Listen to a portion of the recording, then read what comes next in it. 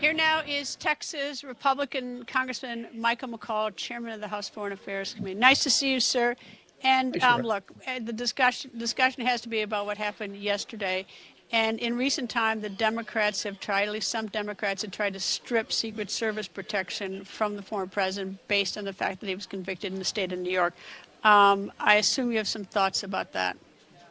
Yeah, absolutely. I mean, first of all, what a horrific image, but what a iconic photograph of the president with blood on his face, waving his fist in the hand, saying "fight."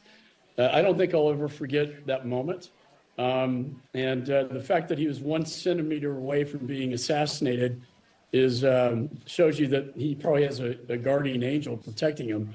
You know, having said that, the Democrats did file legislation a while ago to strip the Secret Service away from President Trump. Can you imagine before his nomination where you're automatically given Secret Service if they had done that prior to this event in Pennsylvania? I think he wouldn't be alive today to talk about it. So I really irresponsible. Well, I mean, it's not as though, look, you know, in terms of providing Secret Service, it's not as though the country is desperate for money and need to take that money away from the president, from the support. They did that that legislation was done for one purpose. It has to be mean, nasty, and to put the president at risk. So it's the same reason they won't give RFK Jr. he's on a number of ballots across this country, and he's got a family history. And that decision whether or not to provide Secret Service to protect politicians so they step up to the plate and so that they campaign is just mean-spirited as nasty. It's not Biden's personal money. It's not Mayorkas' personal money. It's not even a member of Congress's personal money. It's the taxpayers' money. And frankly, I bet our taxpayers want a robust debate where they're not killing our politicians. Well, certainly, and Secret Service has the resources to protect both, President Trump and the current president. And also, I agree with you with, RFK Jr. given the history of his, his family, and I think it's unconscionable. By the way, we are going to begin oversight hearings on the Homeland Security Committee when we return after the convention to try to get to the bottom as to what happened. Thank God the president wasn't assassinated and that he survived this, but 1 centimeter away, and it was too close. Is that legislation still pending, or that resolution to have him stripped of? So what's to stop the congressman who put that forward just to make a phone call tonight to the Speaker of the House and say, I pulled that? What's to stop him? Well, it has no chance of getting past our committee. We have the majority. It was Benny Thompson. I know, but symbolically. Symbolically. I think Benny Thompson, the ranking member of the committee who introduced it, should pull it out of respect for the office. And it's disgraceful. In fact, the name of the act is the Disgrace Act. Well, I think what the Democrats did here is certainly disgraceful.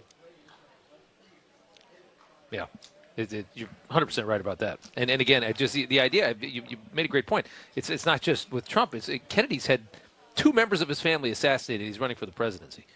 And they don't give, I mean, it's just intentional.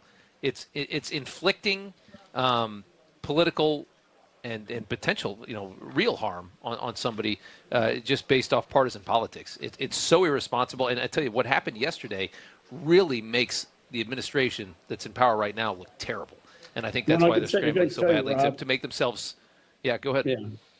I mean, Rob, the threat environment's real.